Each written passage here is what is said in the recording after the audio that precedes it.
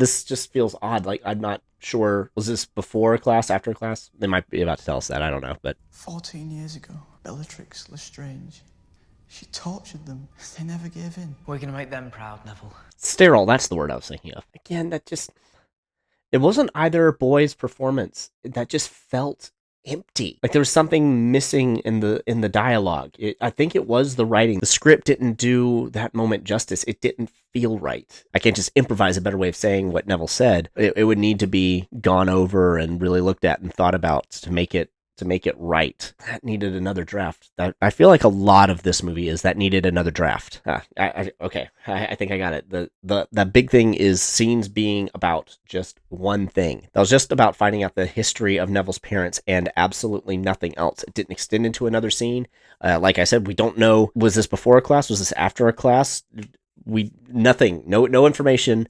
Nothing connected to anything else. Just the audience needs to know this now, so let's tell them it, because Newell screwed up and didn't give it to us in the last movie. I'm just now, for the first time ever, noticing Lupin up in that corner, and just look at his hair.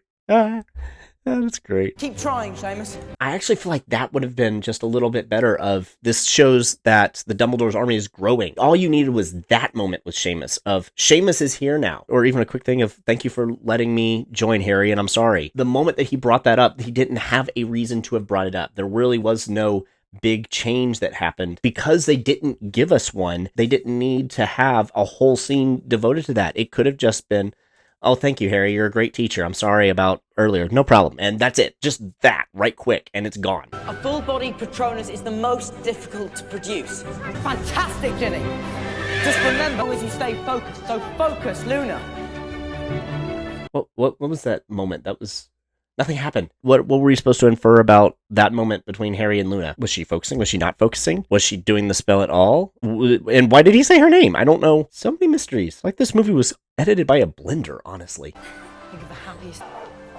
I like how he says that it's so difficult to do that, and then almost every kid is currently doing it. I'll make short work of this. Excellent. So, riddle me this. What exactly did Cho do? Because in the book, Umbridge didn't really know about Dumbledore's army or where it was or anything like that. And Cho's friend snitched on them and turned them in, and how to find the Room of Requirement. But we were just subjected to a lengthy montage that showed that Filch and all of Umbridge's minions knew that the members of Dumbledore's army kept disappearing into the same spot in a wall, and they couldn't do anything about it. And then all that Umbridge had to do in order to get into it was blow a hole in the wall. So with that being her solution, all that had to happen was her little inquisitorial squad had to tell her what section of wall, and she blows it open. So what exactly did Cho do to contribute to Dumbledore's army being turned in? Because I can't think of anything. Dumbledore's army. Proof. All your fear-mongering about you-know-who never fooled us for a minute. He had nothing to do with it. It was me. Most noble of you, Harry, to shield me. The parchment clearly says Dumbledore's army, and I alone am responsible for its activities. Missing something. I'm not sure what, but it's missing something. What is it? There's something not in this scene that there should be, and I can't put my finger on it, and it's bothering me. I think it's the rattling off of the information too quickly at the beginning. Suddenly, Fudge is here, suddenly all this stuff is happening, and we didn't really see Dumbledore have time to think about it, which that was in the book, was you could see him have the ideas as more information came up. I do kind of like the idea of he already knew everything, and he was planning on how to handle it ahead of time. That's actually a decent touch if it was played by somebody else. I think the scene feels unfocused, like the shots weren't planned well for what they wanted to convey. The shots of Umbridge and Fudge are kind of haphazard. It's not really telling the story right. I don't have the wherewithal to explain why, because I'm not a director, I'm a writer. Dawlish, Shacklebolt. Yeah, okay, that shot, that's what. Why is Fudge down there? Why is everything kind of squished in that corner? There's no point to all of that open space. Why is it there? This is a badly framed shot from overhead like that. I mean, maybe the idea is to make them look small and piddling, but no, at this point, they are a threat. It should be more of a downward angle so that they look imposing. Poorly framed. Poorly framed. I in my limited knowledge, know enough to know that that is not a good shot. You will escort Dumbledore to Azkaban to await trial for sedition.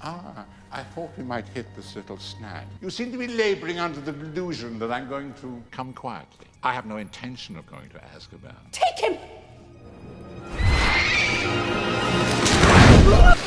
That's one of the coolest scenes in the entire book. Rushing through it like that diminished it a lot, but also just Gambit, he just doesn't seem in control the whole time like he's supposed to be. He says things too quickly, for one, but he's supposed to just calmly say everything, like matter-of-factly, and almost shrugging everything off.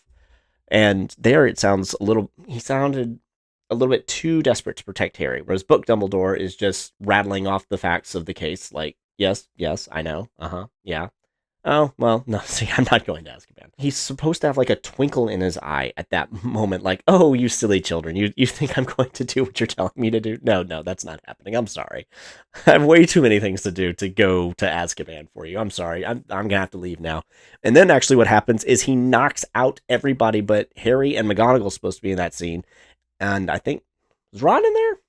Trying to remember. And then he actually has a brief conversation with them about what he's going to do and what they need to do while he's gone. Then he disappears, and they're unconscious of the whole thing, and they wake up after he leaves. It's really cool and way better than this. And also, man, Kingsley's not as cool as he's supposed to be. I'm sorry, actor. You do fine, but not good enough. Also, I'd forgotten, Fudge is pretty, for his minimal scenes, he's pretty good inside this movie. And Imelda Stanton is just incredible. And again, what is with all this empty space to the left? Dumbledore's got style.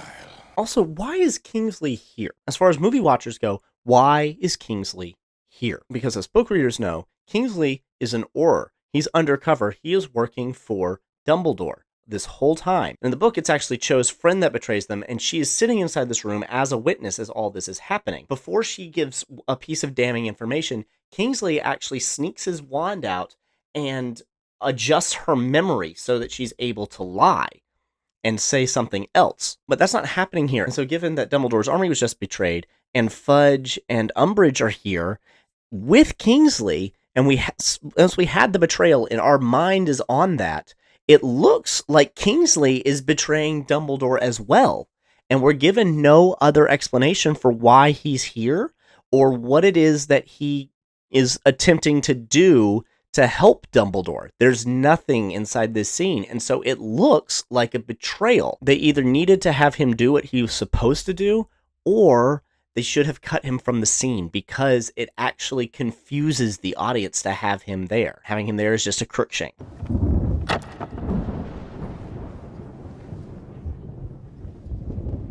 It's an odd shot. Boys and girls are not permitted to be within 8 inches of each other. Oh no, the Bob Jones treatment.